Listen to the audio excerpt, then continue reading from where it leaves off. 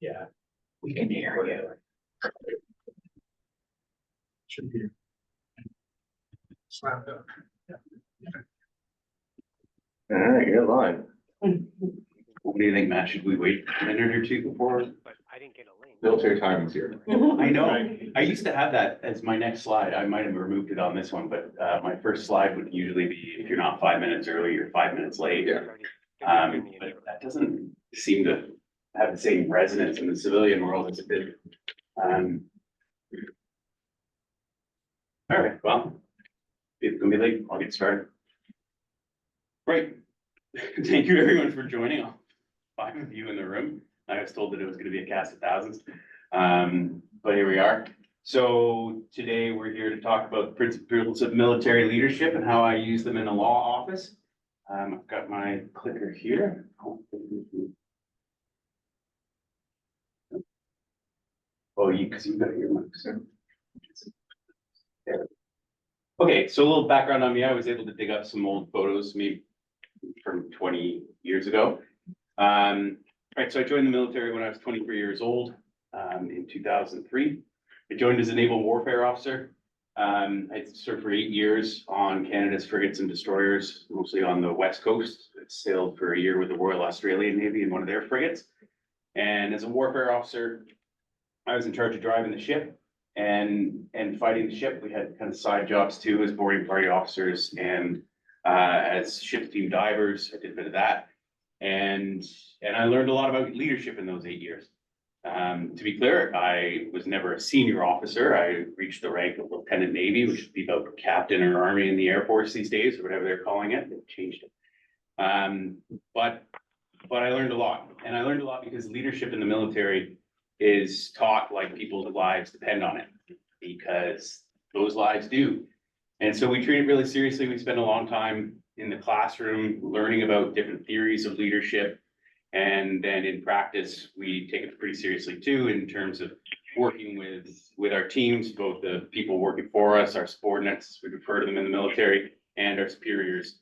So both up and down, pretty important to learn the leadership. And so as we get to, at the end of the slide, I'll come back to this. I use this in mostly small teams. The biggest team that I was ever commanding was a boarding party, and that was 20 people. Normally on a bridge watch, there'd be between 10 and 15, and then sometimes even smaller groups like a dive team. But what we're going to talk about today can work for much bigger groups. In fact, it's what the military uses for the entire military. So it's scalable, and it works at all different sizes and all different levels of organizations. Yeah, so I got out of the military in 2008, went to law school. And now my corporate team here is one assistant and 3 clerks. I've got another corporate clerk who's on mat leave in Calgary, and then a full-time paralegal. Just lost one associate to government, but still another. So that's really 2 associates on the team, and me, and that's the team. And we do a lot of work and we enjoy it. What we don't do is treat it like a warship. So there's no yelling and screaming. I don't require drill or marching up and down the square. So we can certainly acknowledge the differences, and I do. I don't, now there's a couple of my colleagues in the room here, maybe I do treat it a little more like the military than I think I do, but I don't think I treat it like the military that much. For instance, the classic "that's an order." You would never say that in the military. That's not a thing, actually. And the kind of leadership that military officers practice, it's good too. So I got colleagues who here from the Lawson office, and I got Matt, who's military. So I'm open to all of your criticisms on both fronts. So you never say that's an order. You can certainly give an order unequivocally, with a 4-finger point. But you never really say that's an order, because they'll figure it out by the way that you're giving the order. And most of the time it's not fighting fires or shooting missiles. So you're probably being more suggestive. So that's a difference. And then in the similarities, when you're a naval officer, you do a lot of driving around waiting for stuff to happen. probably do that in the Army too. So you're dealing with a lot of quotidian tasks that are repetitive, but can be disrupted really quickly by emergencies. And so even though you're sitting in the middle of the Pacific Ocean transiting, doing nothing, something can happen very quickly, a fire, man overboard. So in the law, we do a lot of quotidian tasks. We do a lot of annual returns. We do a lot of kind of assembly line type of transactions, but we need to make sure that the troops and the team is focused because things crop up that are unforeseen. So we manage that. And then the other similarity, of course, is finite resources. Military's been in the news lately. Not enough people, not enough equipment, just not enough resources generally. And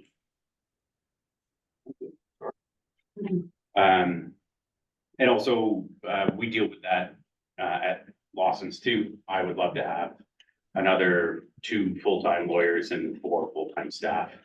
But we don't, so we have finite resources. Yeah. Right, sure. So this is what we're gonna cover. Not gonna read it, we'll get to it, and then we'll revisit it at the end.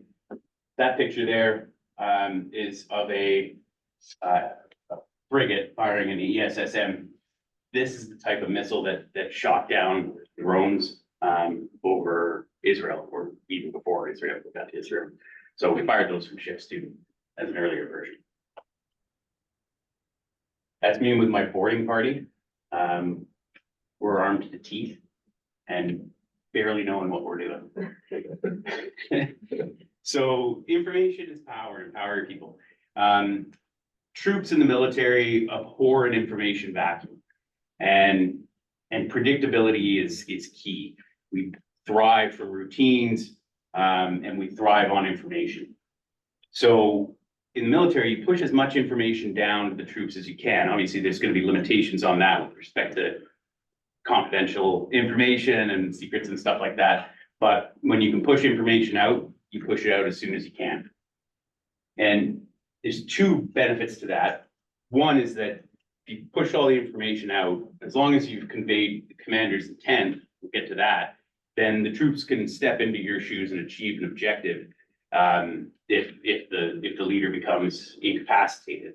And the other thing that troops can do if they have all the information is, with commander's intent, we'll get there, is they can figure out a way around an objective, or an obstacle rather, to achieve an objective.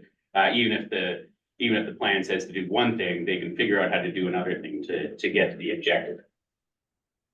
So you push information down. In my practice, I share more information about our files than the team needs. So we get pretty much everything, again, subject to confidentiality obligations. I push out as much information as I can. My team knows that, and it allows them to plan their lives better, plan their days, plan their vacations, plan everything. They know that we're gonna have a closing, or that I'm expecting a new file, or that something's gonna happen with this file. Push it out, push it out, push it out, and let everybody know. And they can, in that way, they can better anticipate what's gonna happen for them, but also they can help anticipate what I'm gonna need, because they have all of that information at their disposal. So my recommendation, and I'll caveat a bunch of these recommendations, what I got going on in my office, I'm not pretending will work for everybody, and I don't think it's a silver bullet, and it's not perfect, but here I am with a bunch of recommendations on what you might want to do with your team. So take it for what it's worth. Don't hoard the information, push it out regularly and predictably.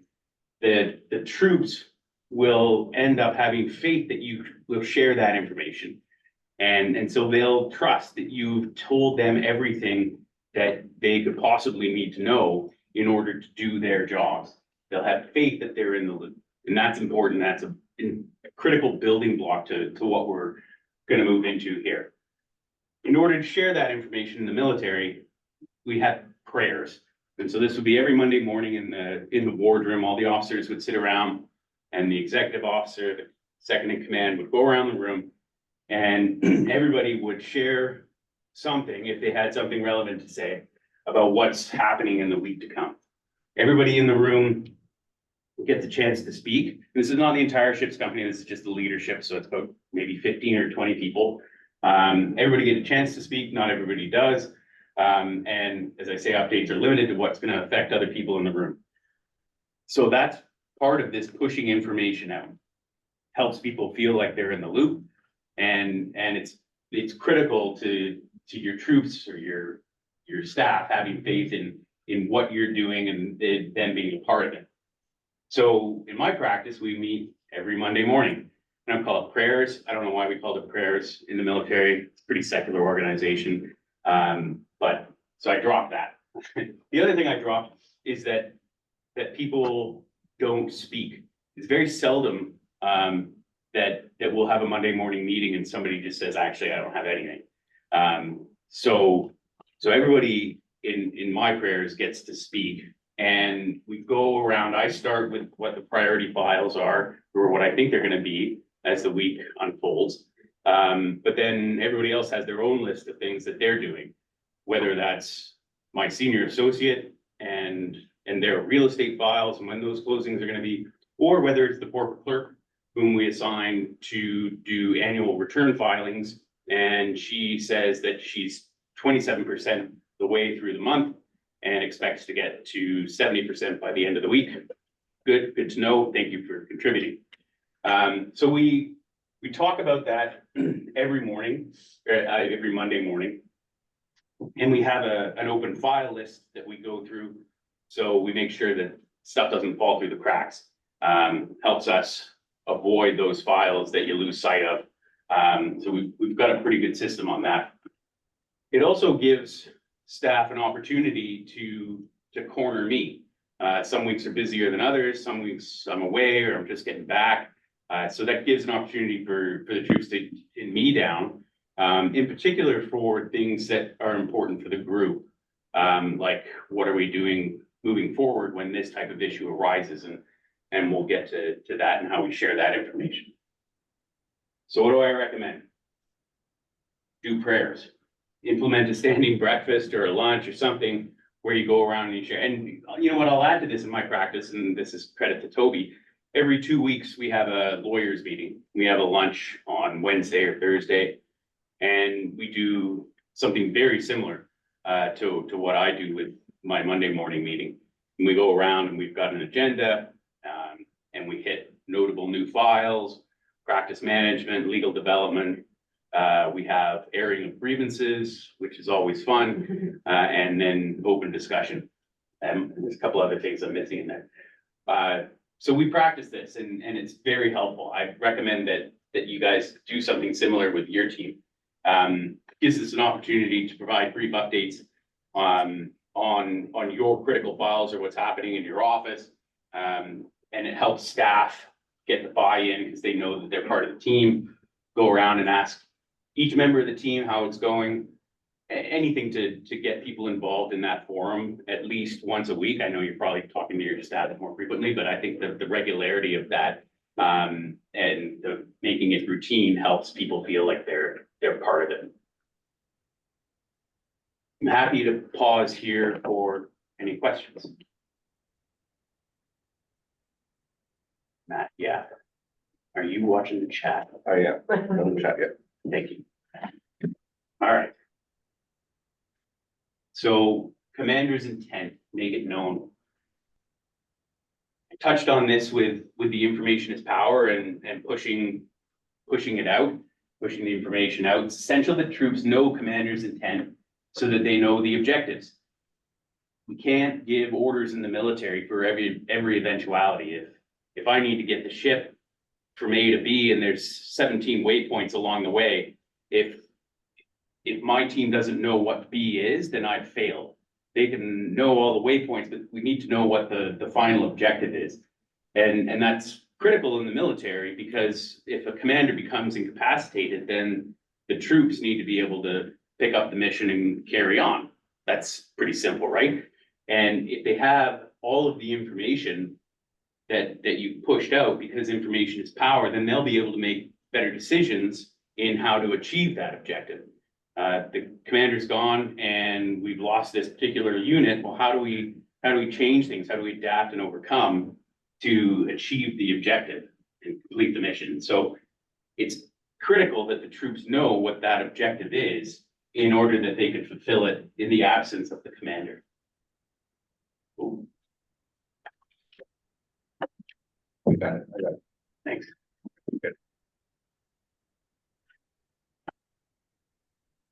So in our weekly meetings, I talk about the intent for each file, not just what they are and when they're gonna close, but how are we gonna do this? What's the objective with this file? What does the client need? And how are we gonna provide that?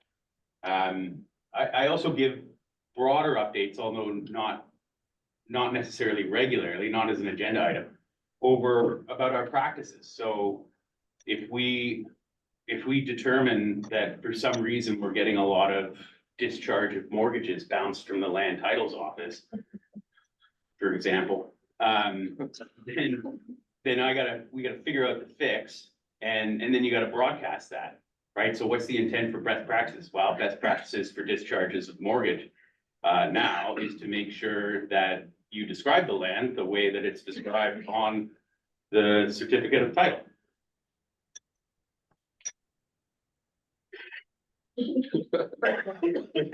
But you gotta push that out. You gotta let the troops know that that's in your head. And so this will give the team, this gives my team a pretty nuanced understanding of how we approach files in particular, but also how we approach them more generally. So that they can start to think about these things by themselves, and this will get to that ability for them to think about those files and anticipate what we're gonna need and what the objectives are. To anticipate that themselves is really important to their own development, and that becomes empowering for them. Well, there's a chat. You got a question now, yeah.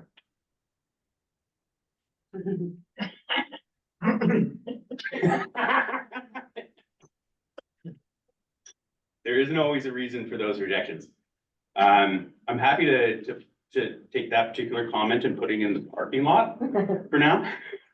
And we can address that Q&A later. Stay on mission. Stay on mission, right, focus, thank you. Nuanced understanding of intent, anticipate requirements, talked about it. There we go. So what I recommend is that you yourselves as leaders in your offices consider what the intent is. That's the first step. I mean, it's often quite easy over to close this file and get this client their money when they sell that property. But oftentimes it's more nuanced than that. And especially when you come to best practices and how you're going to convey that, I think it helps to have a good idea of what that is in your head going forward. And then also more broadly, you can convey what your overall intent is in order to motivate the troops. And mine is pretty simple. I want to bring in more work by being the best that we do so that we can do more interesting work, enjoy being at work, make more money, have nice things, and take better holidays. And that seems to resonate. People want to enjoy being at work. They wouldn't volunteer to do it. So let's get more interesting work and have nicer vacations, have nice stuff. So I don't know what your intents are, or what you think would resonate with your teams, but that's how we run our Monday morning meetings, and they know that. Oh, and the other thing they're right, I almost forgot. If the intent changes, you got to communicate that, right? That's probably obvious, but oftentimes the objective changes, and so if it does, you gotta let people know. That picture is me there as a sub-lieutenant in the Australian Navy with the HMAS Ballarat badge on there, doing some fixing on a chart. It's looking like it. Right, fact recommend. This is where the rubber meets the road. If you walk away with anything from this presentation, I hope it's this. So in the military, a fact is useless if it's not got an accompanying recommendation. And so you would never, as I would never, as an officer to watch driving a warship, convey a fact to the commanding officer without an accompanying recommendation. You'd never do that because it doesn't give you the answer to the inevitable question, which is, so what? Why are you telling me this? So if I were driving through a navigation passage, it's one thing for me to stand up there and say, Captain, Sir, Officer Watch, there are rocks 300 yards on our starboard bow. And the captain would say, very good. What are we doing with that? Instead, I need to say, Captain Man, Officer Watch, rocks on our starboard bow, 300 yards, recommend come left 6 degrees to have a closest point of approach, 200 yards on the starboard beam. And the captain says, yes, please. And that way I've coupled the fact with the recommendation. All the captain needs to do is process that and give a yes or a no. And so the reasons for that are many, but in a navigation passage or in an otherwise urgent situation, we really need to preserve space in the communication spectrum. You can't have a lot of words, basically. You don't want to jam up the radio or the internal comms on a ship. So you got to be precise and you got to be concise and fast. So you always couple your fact with a recommendation, avoiding dangers.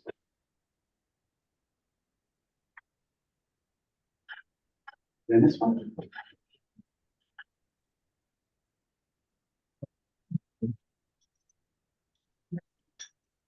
Okay.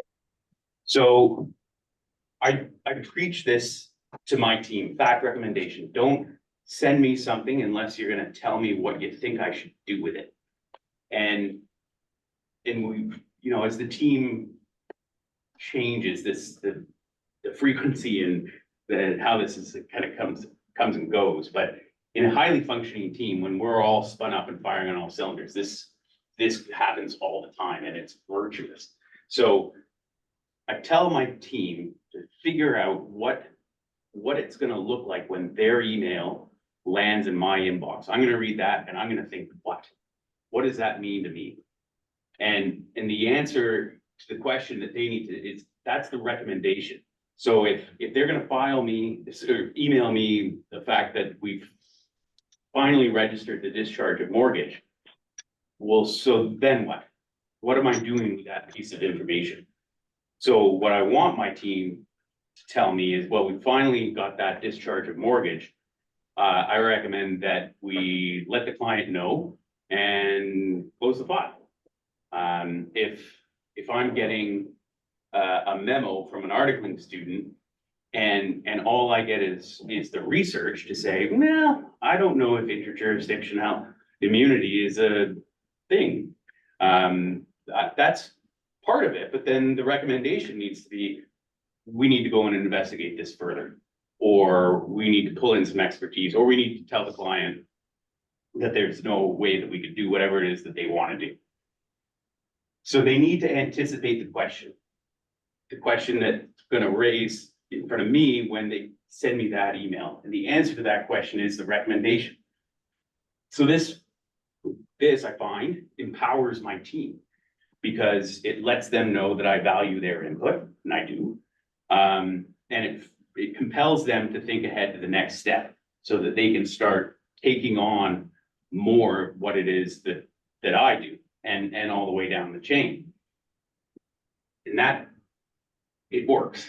And it also aids in professional development because, and we'll get to this constructive feedback. But when people are wrong in their recommendation, that's fine. As long as you get the recommendation, because it shows that they're thinking about it. And so if the recommendation is wrong, then it's just an opportunity to say, well, that's probably not what I would do with this, but here's why. And then you can work through why it works the way you want it to work. And then I strongly encourage my staff to take the same approach with clients.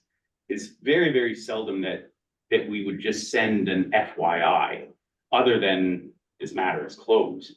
But barring that particular email, there's always a recommendation for what's next. And so just sending off the fact that we got something filed or the fact that we got deposits in trust that's not helpful. The client is going to think, well, what am I supposed to do with this? I'm paying you for advice. What's the recommendation? So always couple it with a recommendation for the client the same way they would for me, the same way that I do for clients. Fact recommendation. Is that Jeff?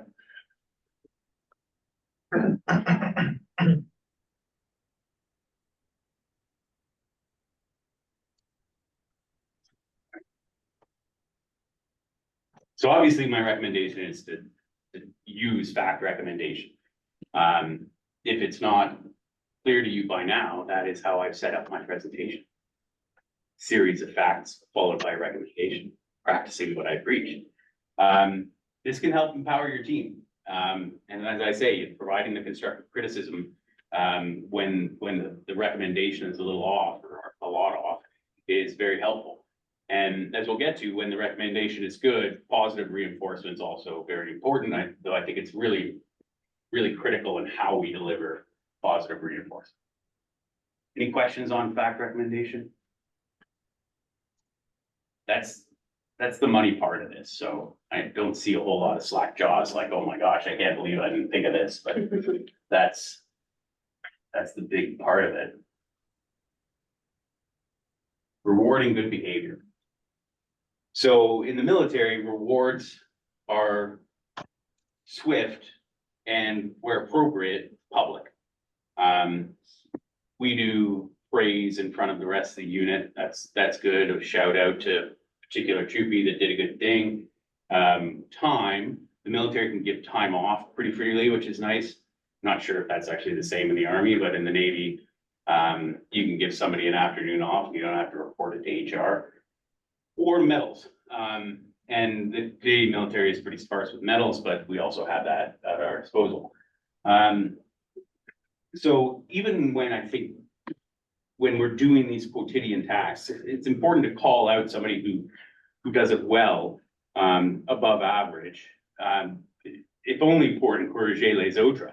But we do that in the military. I'm sure they still do. And that's really important. So I do this. My praise is pretty concise and specific, and I try and do it in front of the rest of the team. I'll often do it at prayers on Monday morning, if it's worthy, but it's not effusive. And I try to do it sparingly because I don't want to dilute the brand. And the nice thing I find, imagine you'd have your own ways of doing this, is to take the team out for lunch, maybe a dinner after a big closing or a particularly busy month or quarter or something like that. But we do it publicly, which is important, not just the one-on-one. Fact, and then recommendation. Be swift with the praise. The praise is going to be diluted the longer it takes to deliver. So it's better at any rate in the moment.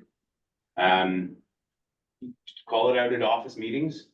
We do that. As I mentioned, we've got the bouquet, or did I say that? We have bouquets or airing of grievances. We also have one of the agenda items we have on our lawyers meeting is giving up bouquets and, help me out, guys. Airing of grievances. Oh, it is those two together, right? Thank you. Giving up bouquets and areas of grievances. So the giving of bouquets is normally reserved for people in the office, and then the airing of grievances is almost exclusively reserved for corporate registries and IT.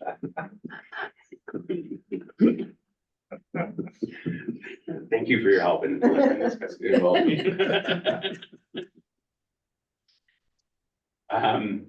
And then time. Time is a little easier for us with the Lawsons in the Yellowknife office because we don't have HR over our shoulder. And so we give Friday afternoons off when we can, certainly if it's a long weekend, if it's a nice Friday. And then another thing I tagged on here, because it's part of my practice, is to offer praise of other people's team members when I can. I find that it's more meaningful sometimes if it comes from outside of the team. So I try and do a good job of that, probably do better. So this is an important one, correcting the bad behavior. Like praise, the military treats this similarly. It's got to be swift and public, and then you move on. And once the punishment is administered, then everybody moves on, and you don't linger on it. Why it's important that it be swift. Moving on does not mean that you forget patterns of poor behavior or misbehavior.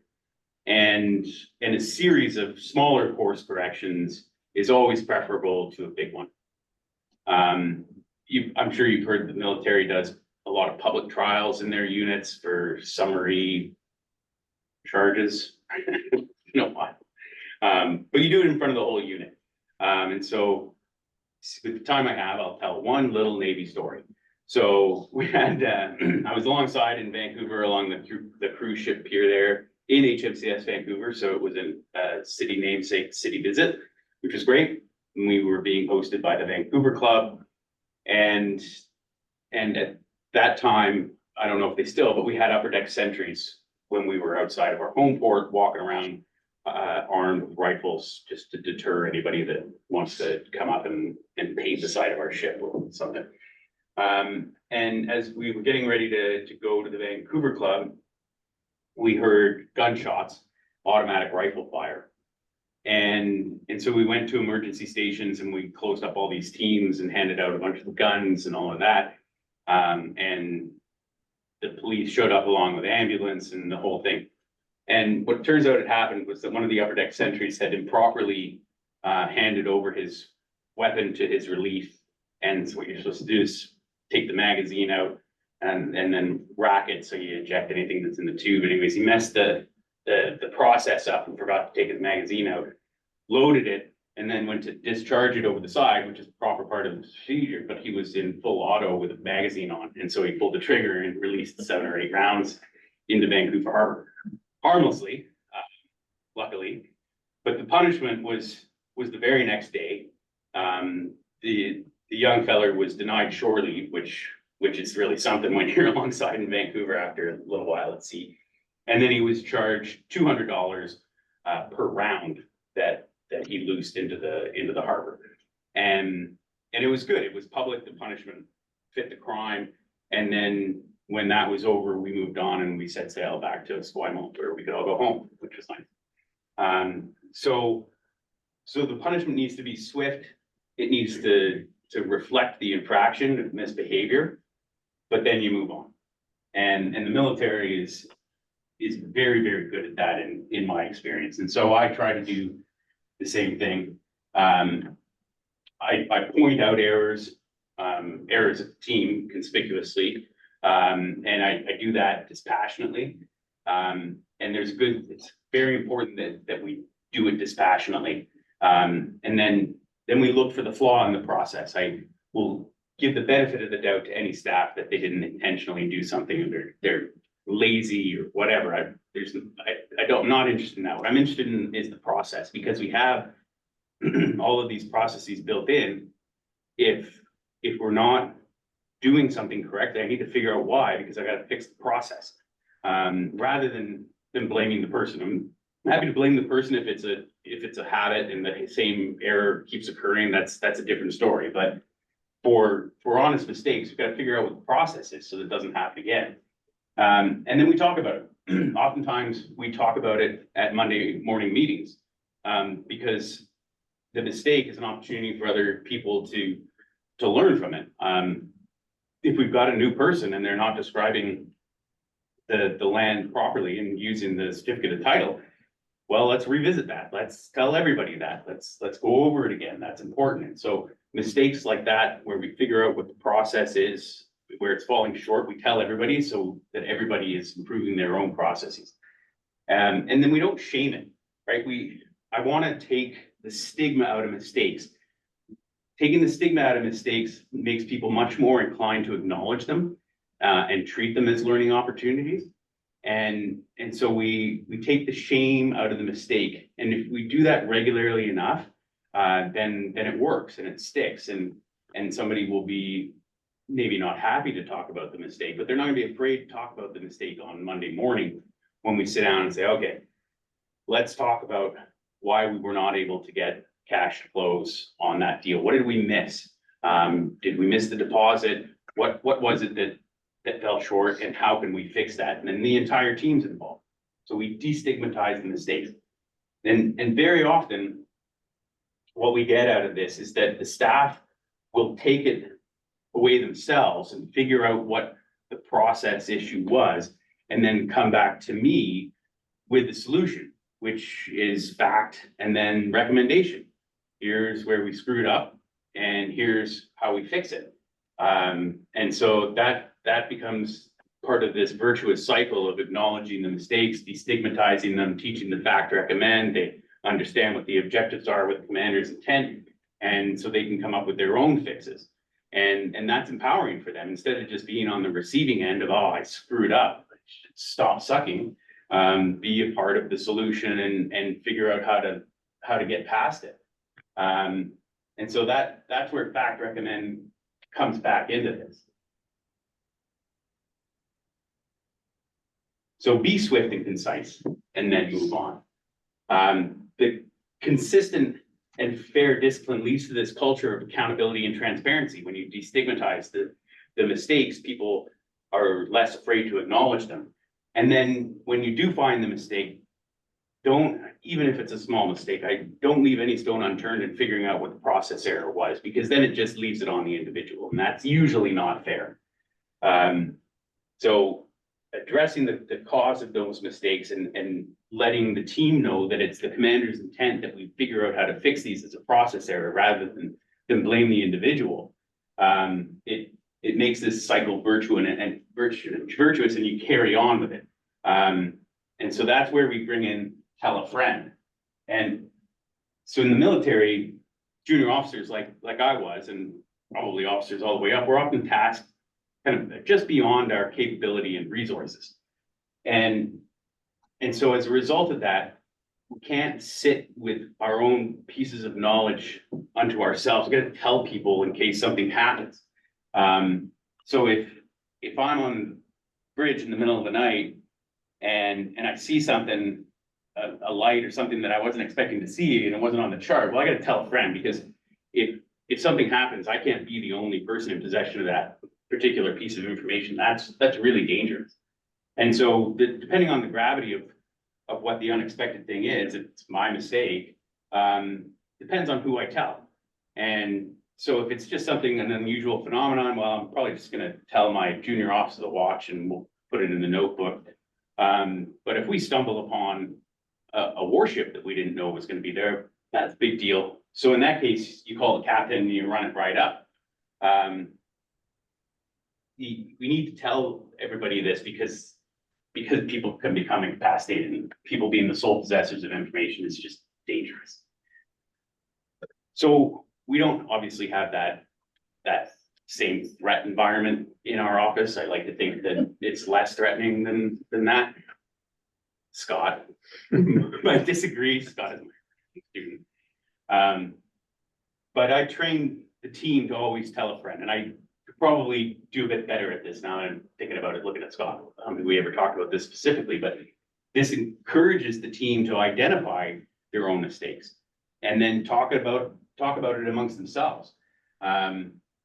Oftentimes, if you're stigmatizing the mistakes, then people don't tell their colleagues, and then the mistakes fester, and obviously they're much harder to fix when you finally realize them 5 years down the road. And then when they talk to each other, I don't know if they talk, I don't know how they talk, but maybe they talk about fact recommend when they're talking about how to fix mistakes. I kind of hope so. That warmed my heart. But the result ends up being that when it works, and then they can come to me. Sometimes I'm the friend that needs to be told. If it's a mistake and we're in the middle of a closing and we got to figure it out, then don't talk amongst yourselves. Come to me directly, and then they know that. And then we address the mistake afterwards, as I've described.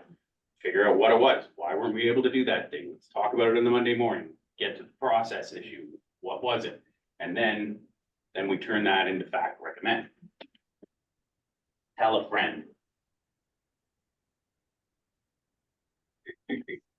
So if you could do this, and I'm not saying that I do it perfectly, kind of ebbs and flows, you can foster this culture of accountability. And it makes dealing with mistakes a lot easier and a lot more efficient. For me, I admit the same rules apply to me. I'll admit my mistakes openly. And very often I need staff to help me fix mistakes. And so it's critical. I have to tell them and bring them into it because they're going to be a part of the solution. So By correcting mistakes dispassionately and swiftly, we can encourage staff to identify their own mistakes, help them sort it out amongst themselves, and then present leadership with a fact recommend. And that is the virtuous cycle, ideal. Okay, No. final thoughts. So some thoughts regarding my wife. So my wife and I joined the military about the same time. We had similar career trajectories. She was just a lot more successful than me. And she ended up here as a lieutenant commander at JTFN, as one of the planning officers. So the system accommodates different types of leadership. Maybe it's easier for you to imagine me on the bridge of a ship saying, come right, 15 degrees, or go put out that fire. And that's an effective leadership style. It was effective for me. Mel, my wife, is 5'2", 120 pounds, and is quiet. But she mastered this program better than I did. You don't have to be loud. You don't have to be a big dude to make this work for you. It's the principles of the system that make it work. It's not the practitioner itself. And I touched on this. So regarding the firm, the system is scalable. As I said, I worked with smaller groups of junior people, but these principles apply the entire way up the chain. And so even if you're in a big firm or a big company, I think you can use this too. It's scalable because it has to be. And then one last point on integrity. The whole thing hinges on this, because if you can practice this with integrity, you become predictable. The anticipated response, that what the staff think you're going to do, what they expect you're going to do, can be consistent if you practice with integrity. And that is how you will get your ethics credit for this hour. But it's true. I don't want to make too much light of that. So this is what we talked about. Information is power, right at the top. Push the information down to the troops and do it regularly, in a meeting format, ideally. Express your commander's intent. Make it known what you want to do with a particular file, or more broadly, how you want to deal with these types of files, and even more broadly, why are we all here? That's your commander's intent. Translate that into fact recommend. Teach your troops that there's no such thing as an FYI. Very rarely. There's got to be a fact, and then it's got to be a recommendation, because the email is going to land in the inbox and the client is going to say, oh, that's great. What am I supposed to do with this? Rewarding behavior is critical. It's got to be swift and concise and public, but don't dilute it. And then correcting behavior are also swift and concise and don't dilute it. Do it publicly where you can, so that everybody benefits from it. And then tell a friend, because they'll talk amongst themselves in order to resolve the problem and present you with the fact recommend. The last 3 points I have on here are things that I haven't drafted yet, and maybe I'll get around to. My leadership style relied on humor a lot. Maybe that was appropriate because so much of what the Navy does is boredom punctuated by terror, but the humor always helps with the boredom part. And in the military, you're always training your relief, so the person that's going to do your job next is always doing your job with you. And so I'm not sure how I translate that into the law office, to be honest, but I'll get there. And then the last point that I'm going to spend some time on one of these days is responsibility and authority, and how those two should never be severed. Because if you have two different loci for responsibility and authority, then it messes everything up. But I haven't thought those things through yet fully. So that's what we talked about. Thank you for listening. I'm happy to entertain any questions or comments from military members or members of corporate registries.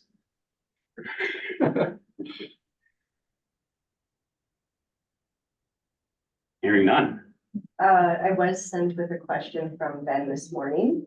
It's been good. We asked if during your time in the Navy, you ever had the opportunity to parachute onto a ship. I did not. I did.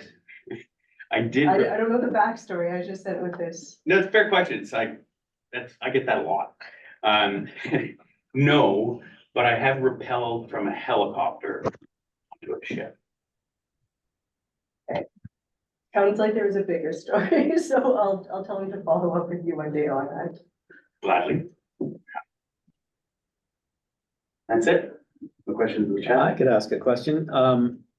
Regarding the idea of telling a friend, I know that from some of my other articling colleagues, like in my experience, we always have people that we can talk to. Like what you were saying is exactly what happens when, especially when you think you're gonna do something that could end up in an error as an articling student, which is daily. So I always have people I can go and ask this of. How can some firms or groups make that like explicit, the tell a friend thing? Like what would because it's not in a lot of areas, like people are sort of left floundering with like, who do I go to about this? Should I continue doing this until it becomes a problem? Or like, how can that be more normalized? Because I think it's really important. That's a good question. I think it might start with how a leader of a team approaches correcting mistakes. To do that publicly so that everybody knows that everybody else makes mistakes, that's probably part of it. If you think everyone around you isn't screwing things up every now and then, it'd be very hard to go and ask them about how you might be screwing up presently. So that's probably where it started, airing those mistakes regularly and dispassionately, kind of destigmatize it to it. And so if it's destigmatized, then that might encourage it also. I mean, you could just think it's a good question. I'm asking it myself and how we can do it back in the office. And really what I think I need to do is sit down with the staff. We've had enough turnover now that I should probably go through this all again because they just kind of pick up bits and pieces. And, you know, the poor new guy doing the real estate is probably turning around and being like, what do they mean fact recommend? So yeah, I put it in a slide deck. Yeah. Any other questions? Hearing none. 10 minutes left in your lunch. Thank you very much, everyone. Thanks, Tim.